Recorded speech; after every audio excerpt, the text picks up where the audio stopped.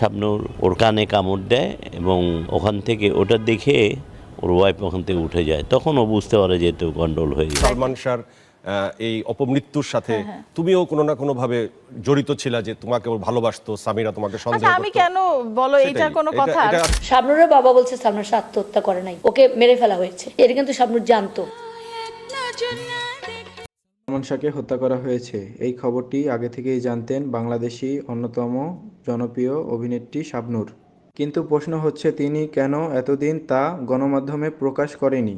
এই প্রশ্নটি তুমুল আলোচনার জন্ম দিয়েছে। শাবনূরের বাবা বলছে সালমান শাহ আত্মহত্যা করে নাই, ওকে মেরে ফেলা হয়েছে। এটা কিন্তু শাবনূর জানতো। শাবনূর যদি সত্যি ভাই মনে করতো আর কমার্শিয়াল শাবনূর না হতো, কমার্শিয়ালি শাবনূর ইমনকে ইউজ না করতো, তাহলে তার এরকম থাকতে পারতো না। অনেকেই মনে করেন এত ভালো সম্পর্ক এবং বন্ধুত্ব থাকা সত্ত্বেও শাবনূর কেন নীরব ছিলেন, বিষয়টি রহস্যজনক। এক গোপন সূত্রে জানা গেছে শাবনূর আগে থেকেই জানতেন সালমান শাহকে হত্যা করা হয়েছে, কিন্তু বিভিন্ন প্রভাবশালীর মহল থেকে নানা হুমকি এবং চাপের মুখে পড়ছিল। সে কারণেই তিনি দীর্ঘদিন নীরবতা বজায় রাখে এবং সালমান শাহর এই বিষয়টি প্রকাশ করতে পারেনি। তবে সম্প্রতি একটি চাঞ্চল্যক তথ্য প্রকাশ পেয়েছে। সম্পর্ক নাকি সহ্য করতে পারেনি সালমান শাহর স্ত্রী সামিরা এবং সে হিংসা থেকেই পরিকল্পিতভাবে হত্যা করা হয় সালমান শাহকে। শাবনূর ওর কানে কামড় দেয় এবং ওখান থেকে ওটা দেখে ওর ওয়াইফ ওখান থেকে উঠে যায়। চৌধুরী লাইভে এসে সালমান শাহর হত্যাকাণ্ডের রহস্য বর্ণনা দিয়েছে। চলেন বিস্তারিত দেখে আসি। আমাকে বলা হলো ফোন করে যে ভাইয়ার যেন কি হয়েছে, সেলিম ফোন করে বললো। আধা ঘন্টা 15 মিনিট আগে আমার হাজবেন্ড এসে উপরে উঠলেন এবং তখন খবরটা আসলো। তখন আমি বললাম তুমি না এখন আসলে, আবার কি হয়ে গেল? দৌড়ে তখনই নেমে গেলাম আমরা সবাই। তখন তো মারা গেছে কেউ বলে নাই। ঘর রুমে গেলাম, অসুস্থ দেখলাম, নিয়ে আসলাম, মেডিকেলে আসলাম, হলি ফ্যামিলিতে আসলাম। প্রথম হলি ফ্যামিলি দেখে না, ডাক্তার আসে না, আশ্চর্য, তারা সব দিক বন্ধ করে দিয়েছিল। আমারে বললো আমরা তো এখানে দেখতে পারবো না উনাকে। তখন আমি ধাক্কা মেরেছিলাম ডাক্তারকে, আমি কেন দেখতে পারবেন, আমার ছেলে মরে যাচ্ছে, তোমরা দেখো। বলে আপনারা ওনাকে ঢাকা মেডিকেলে নিয়ে যান, বাইরে অ্যাম্বুলেন্স দাঁড়ানো আছে। সত্যি বাইরে দেখি একটা অ্যাম্বুলেন্স দাঁড়ানো। আমরা গিয়ে তাকে দরজা খুলে ওকে উঠালাম, আমরা উঠলাম। আমি অক্সিজেন দিতে দিতে মুখে, আর আমার সারান তার পায়ে মালিশ করতে, পায়ের নিচে মাসাজ করতে করতে পা গরম করতেছে যাতে না মরে যায়। আমরা জানি না মারা গেছে। তারপর হলি ফ্যামিলিতে নিলাম, সেখানেও কোনো নীরবতা, কেউ নাই। একটা হলি ফ্যামিলি থেকে গেলাম মেডিকেলে, ঢাকা মেডিকেলের মধ্যে মানুষ রই রই হইচই করে, কিন্তু কেউ নাই। সিটের মধ্যে ডাক্তারও নাই ইমার্জেন্সিতে। ভিতরে দৌড়ে গিয়ে একজন ডাক্তারকে টেনে আনলাম আমি। এসে কিন্তু না দেখেও বললো তিনি তো অনেক আগে মারা গেছেন। আমি তখন তাকে মেরেছিলাম একটা থাপ্পড় মেরে। আমি বলছিলাম কখন মারা গেল, আমি তো তোমাদের কাছে এখন আনলাম, তুমি এত লাগাও, বুকটা দেখো। তো বললো না দেখতে হবে না, উনি তো মারা গেছেন। তখন আমি বললাম আমার হাজবেন্ড কে, এখানে হবে না, চলো উঠে নিয়ে যা, চলো ওকে আমরা সিএমএইচে যাই। তখন ওই ডাক্তার বলে না আপনি তো ওনাকে নিতে পারবেন না, এখন ম্যাজিস্ট্রেটের ইয়ে লাগবে, পারমিশন লাগবে। আমি তো হতভম্ব হয়ে গেলাম, কিছু করার নাই। ওকে টেনে তারা ট্রলিটা বাইরে নিয়ে আসলো মেডিকেলের বারান্দায়। তখন আমি দৌড়ে গিয়ে বললাম আমাকে একটা চাদর দাও, আমার বাচ্চা ঠান্ডা লাগতেছে। বললো না এখন চাদর দেওয়া যাবে না, একটি সাদা কাপড়ও দেয় নাই। তখন আমার আঁচল দিয়ে আমি ওকে ঢেকে রেখে মুখটা ঢাকা মুছলাম। আমি অনেক চেষ্টা করেছি বুকের উপর ঢেকে তারে ঢেকে রাখতে। 2-2.5 ঘন্টা আমার হাজবেন্ড চলে গেল ম্যাজিস্ট্রেটের কাছে, সাহান দৌড়াই নাকি চলে গেছে ভাবির কাছে বাসায়। তখন ওই যে স্বামীরা দৌড়াই পালাই গেল ওই স্বামীর ইয়ের কাছে। যদি ওই দিন ওই সময়ে সারান দরজাটা না লাগাইতো তাহলে বোধহয় আরো অনেক আলামত নষ্ট হয়ে যেত, ঘর থেকে এগুলো বার হয়ে যেত। এই তো এটা মনে হয়। তারপরে জানলাম, মেডিকেলে গিয়ে জানলাম ইমন মারা গেছে।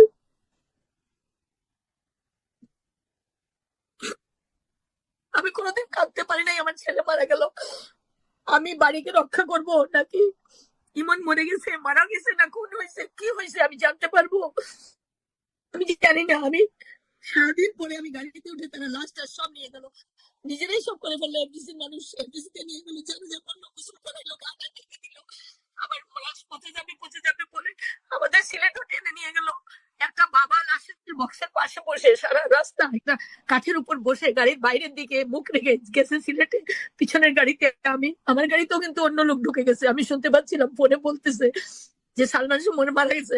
তখন ওরা বলতেছে কি জানি জিজ্ঞেস করছে, বলে না না হ্যাঁ হ্যাঁ ওই যে আমি পিছনের গাড়িতে আছি, সামনের গাড়িতে লাশ যাচ্ছে, আমি সিলেট যাচ্ছি, মানে ইন্ডিকেশন দিচ্ছে। আমি মনে হয় 4 বোতল পানি খেয়েছিলাম ওই ফেরিতে গিয়ে। এক বোতল করে আমি 4 বোতল পানি খেয়েছিলাম। তারপরে গেলাম আমরা সিলেটে। যাওয়ার পরে দেখলাম ওই সিলেটের বাড়িতে একটা লোক হাতে গোল্ডেন একটা ইয়ে পরা, তোমার এই গোল্ডেন পাঞ্জাবি, হাতে ঘড়ি, দামি দামি চেন টেন গলায়, দেখে মনে হচ্ছে অনেক প্রচুর বড় লোক মানুষ। আমার 3টার সময় গিয়ে পৌঁছেছি সিলেটে, প্রচুর মানুষ, বাড়ি ঘেরাও। এর মধ্যে ওই লোকটা কিন্তু তৎপর। আমার হঠাৎ মনে হলো যে এই লোকটা কে, তা আমি বললাম যে এই লোকটা কে, দেখো দেখো তো। তো পুলিশকে জানানো হলো,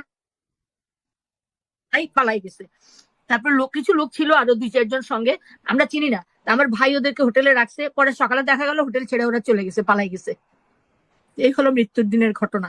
কোন মা এতদিন একটা মরা লাশ নিয়ে টানা ইচ্ছা করেছে আমার জানা নাই, আমার জানা নাই। সারা দুনিয়ার মানুষ আমার সঙ্গে ছিল, আমি সবার কাছে কৃতজ্ঞ। আমি আজকে কাঁদতে পারছি, আমি বুঝতে পারছি আমার ছেলেকে মেরে ফেলছে, আমার ছেলেকে মেরে ফেলছে যারা, তাদের বিচার চাই, আমি তাদের বিচার করো। এখনো আমাকে গালাগালি করা হচ্ছে, আমার চরিত্র হনন করা হচ্ছে। তার চেয়ে আমাকে মেরে ফেলা ভালো ছিল, আমাকে রাস্তাঘাটে ওরা মেরে ফেলতো, সেটাই ভালো ছিল। আমাকে নাকি মহিলা ডাক্তার ডলির কথা বলে, সামিরা, ডলি আন্টি বলেছে আমাকে।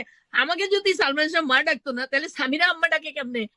আপনার দৃষ্টিকোণ থেকে ন্যায় বিচারের প্রত্যাশা কতটা করছেন আপনি? আমি 100% আশা করছি, আমার আল্লাহ আছেন সাথে, আমার দেশবাসী আছে আমার সাথে, এবং প্রশাসন, আগের প্রশাসনিক ইয়ে নাই।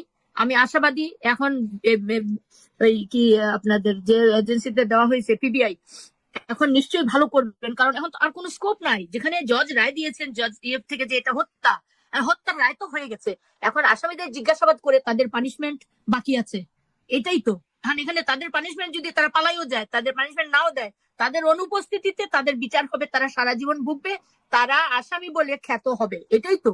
আমার ছেলে নিহত হয়েছে, তাকে খুন করা হয়েছে, আদালত সুন্দর করে পড়ে বুঝাই দিয়েছেন কিভাবে খুন করা হয়েছে। এভাবে কোনো রায় হয়েছে বলেও আমার জানা নাই বিগত দিনে।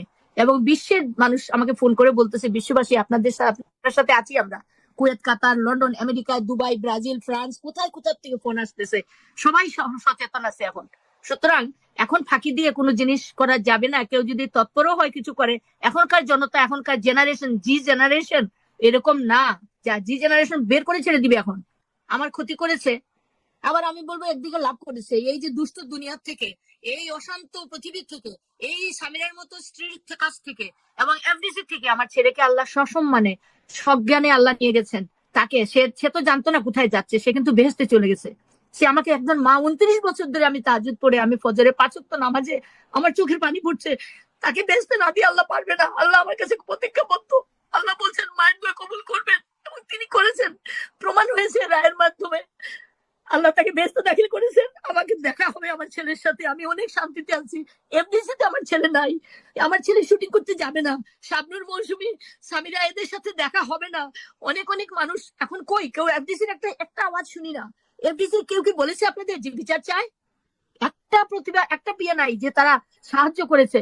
আপনাকে এরপরে কি কোনো ভয়ভীতি বা এরকম কোনো কিছু দেখানো হয়েছে কিনা? না, আমি তো এখন অনেক দূরে আছি, আমাকে ভয়ভীতির কিছু নাই।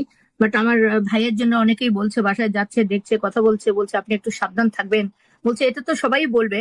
তো ভয়ভীতি এভাবে এখন এই মুহূর্তে কিছু আমি দেখতে পাচ্ছি, কিন্তু ডন এরা তো আগেই আমাকে ভয়ভীতি দেখিয়েছে।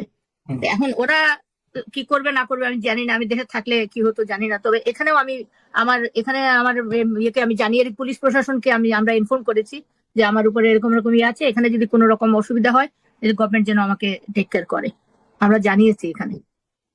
এই যে দীর্ঘ সময় যে মামলার সুরাহা হয়নি, এই যে জট এটা কি কারণে হয়নি? মানে গ্যাপটা কোন জায়গায় আপনার কাছে মনে হয়?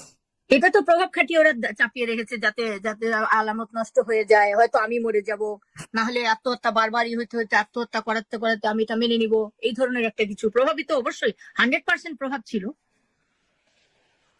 মানে কয়েকদিন আগেও তো, এখন ইদানিং তো সামিরা বের হয়ে গেল, মডেলিং করছে, বিয়ে শাদী তো বাদ দিলাম, তারপরেও সে অনেক রকম হুমকি দাঁকি, হ্যাঁ উনি বসে আছে কেন লন্ডন গিয়ে, উনি আসুক না, আমি তো দেশ ছাড়ি না। এগুলো তো থ্রেট, এগুলো থ্রেট না, এগুলোই তো থ্রেট। কি আপনাকে দোষারোপ করে বিভিন্ন ভাবে, বা সালমান শাহকে নিয়েও নানান নেগেটিভ, নেতিবাচক, মুখরোচক বিষয়ে সামনে এনেছে, এগুলো নিয়ে কি বলবেন আপনি? এগুলো নিয়ে কিছু বলার নাই, এগুলা সে যে রুচির মানুষ সে রুচির কথা বলছে। আমি তো আর পার্লার ব্যবসায়ী না, আমাদের দেশি কথায় বলে না পিত। এখন আমাদের দেশে যারা পার্লার ব্যবসা করেন, শিক্ষিত মানুষরা, তারা ব্যবসা হিসাবে করেন, ভদ্র ঘরের ভদ্র সমাজের অনেকেই করেন, যাতে সৌন্দর্যই এর জন্য।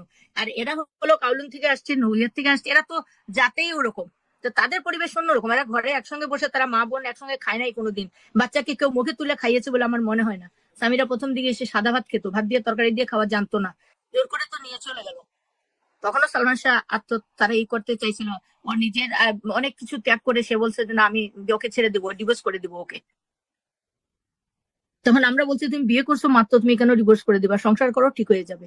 তো কষ্ট হলেও আমরা তাকে ঘরে দিই। আমি তো ওই ভাষায় যাইনি, 2 দিন 1 দিন গেছি।